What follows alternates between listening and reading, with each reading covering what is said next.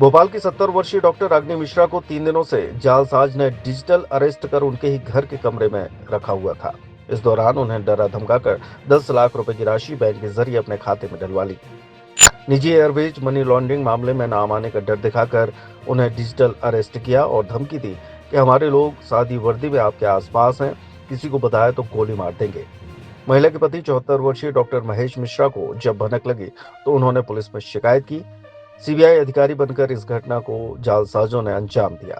Police ने जब जालसाज से बात की तो वो ऊल जलूल बातें करता नजर आया। मैम आपका सबसे पहले तो नाम बताइए।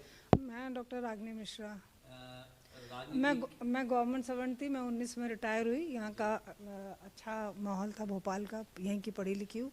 यहीं पे मेरे मीटिंग्स होती रहती थी, तो फिर इसलिए मैंने भोपाल में फ्लैट ले लिया। क्या हुआ आपके साथ? मेरे साथ ये हुआ कि परसों मैं वॉकिंग करके आई तो मेरे पास एक फ़ोन आया। बोले हम ट्राई से बोल रहे हैं, आपका नंबर ब्लॉक कर रहे हैं। तो मैंने कहा ये मेरा नंबर क्यों ब्लॉक कर रहे हैं? बोले कि इसमें बहुत ही अवांछित मैसेजेस जा रहे हैं और इसमें आपका जो आधार कार्ड से लिंक्ड है नंबर ये, तो इससे आपका कैनरा बैंक में, आपने उसका नाम सुना होगा, जेट एयरवेज़ का जो मालिक है उसने आपको अकाउंट में एक्सटॉर्शन करा है कि आपको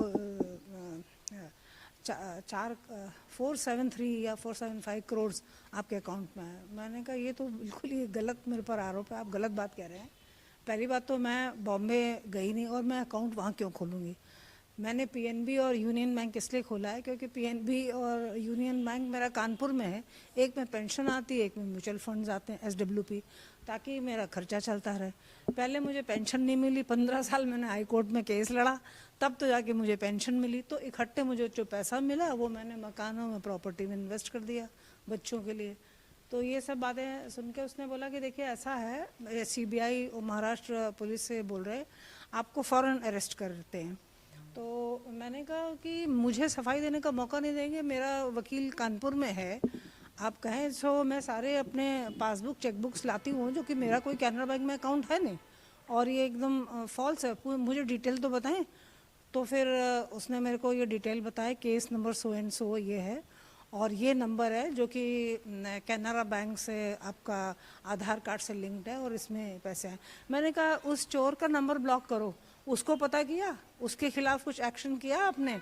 आप मुझे, मैं अभी भोपाल में हूँ, बोले कि कानपुर में हमने दबिश दिया, आप वहाँ नहीं थी, तो अच्छा आपने फ़ोन उठा लिया तो आप पकड़ में आ गई। और अब आप हमारी मदद करिए, सरकार की मदद करिए, आप सरकारी अफसर रहे हो, और ताकि दूसरों को पकड़ सकें जो बाकी बैंक मैनेजर है, पुलिस अफसर हैं और बहुत सारे लोग इसमें इन्वॉल्व हैं। आप उनको पकड़ने में मदद करो, मैं जैसा जैसा कह रहा हूँ वैसे ही करो। और आप ये बताओ कि आपको फ़ौरन अरेस्ट करा दें कि कोई आपको डिजिटल अरेस्ट? तो मैंने कहा डिजिटल अरेस्ट क्या होता है? बोला आप घर में रहोगी और सारी बातें हम आपसे पूछते रहेंगे, कैसे क्या डिटेल्स। तो मुझे लगा वही ठीक है, फ़िलहाल मैं कहाँ बुढ़ापे में जेल में बंद होंगी, कौन से जेल, महाराष्ट्र जाऊँ, भोपाल जाऊँ। पर आज सवेरे मैंने रात में डिसाइड कर लिया था कि मैं उससे कहने वाली हूँ कि मैं सीबीआई भोपाल में सरेंडर कर रही हूँ और उन्हें सारे डॉक्यूमेंट्स बताऊँगी कि मैंने कहीं कोई चीटिंग नहीं करी है और मेरे सारे अकाउंट्स क्लियर हैं।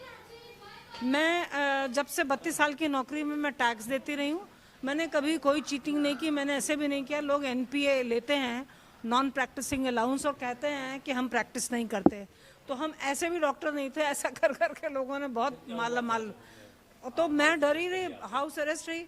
फिर उसने मुझसे बोला कल कि आपका जो है इस अकाउंट में 12 लाख है रुपए, तो आप 10,50,000 ये फ़ौरन तैयार हुई, आपका जान का खतरा है। सादी वर्दी में लोग घूमते रहते हैं जो आपको देखेंगे अगर आपने कुछ ऐसा कुछ किया तो।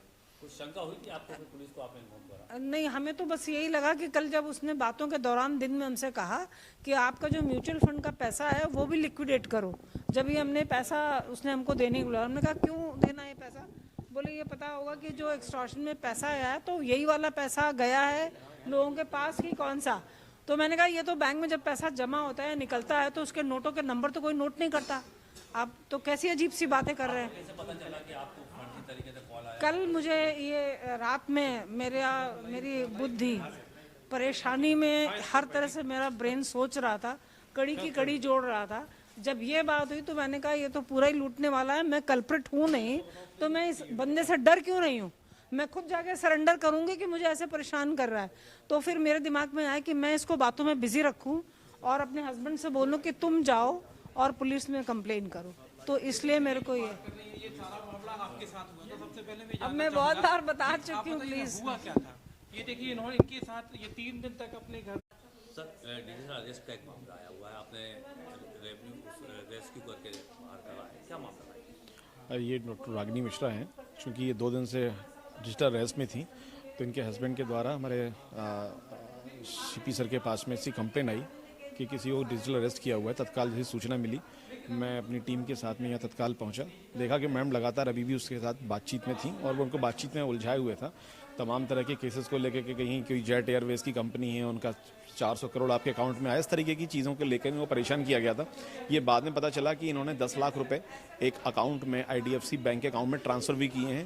तो ये जानकारी, चूँकि 2 नंबर्स भी उसमें आए हुए हैं, बैंक अकाउंट भी आया हुआ है, तो अभी हमने, चूँकि हमारे पास जो CFS पोर्टल होता है उसमें हमने बैंक अकाउंट डाला हुआ है। अब चूँकि कल का ये ट्रांजैक्शन है, मे बी पॉसिबिलिटी देखेंगे, अगर रोकने की होंगी तो रोकेंगे, अदरवाइज इसमें एक रजिस्ट्रेशन करके, FIR रजिस्ट्रेशन करके 2 नंबर्स हैं और पता करने का प्रयास करेंगे कि ये कौन कल्प्रिट्स कौन है। तो पूरे मामले में क्या लग रहा है आपको? ये तो चूँकि टोटल फेक मामले इस तरीके से डिजिटल, तो आपने भी बात करी जी मैंने भी बात करी। तो फेक लोग हैं, कभी अपने आप को CBI बताएंगे, कभी आपने को मुंबई पुलिस बताएंगे, ना तो वो CBI है ना मुंबई पुलिस है, तो कुछ भी नहीं है। मतलब तो वो तो इस तरीके से फिशिंग करते हैं कि कोई ना कोई बात करने में क्या बोला है वो? कुछ नहीं, अपने आप को तब भी यही जस्टिफाई करने की कोशिश कर रहे थे कि हम लोग तो पुलिस ही हैं, आपको ये नहीं है, आपको ये पता नहीं है, वो पता नहीं है। तो वो तो फेक लोग हैं। बाद में उन्होंने कॉल डिस्कनेक्ट भी कर दिया जब उन्हें लगा होगा कि ये शायद उनका सामना असली पुलिस से पड़ा हुआ है, तो उन्होंने अपने आप ही फ़ोन डिस्कनेक्ट कर दिया उन्होंने। अब पूरे मामले में क्या होगा, क्या प्रक्रिया है इसकी? ये प्रक्रिया पूरी ये है कि FIR करेंगे और जो नंबर्स हैं हमारे पास, 3 इन्फॉर्मेशन तो एटलीस्ट है ही नहीं हमारे पास। जिस खाते में पैसा गया है वो है हमारे पास, जो 2 नंबर्स जिससे कॉल किया गया वो नंबर्स हमारे पास में, इतनी 3 इन्फॉर्मेशन तो हमारे पास में ही, इस पर हम वर्कआउट करेंगे।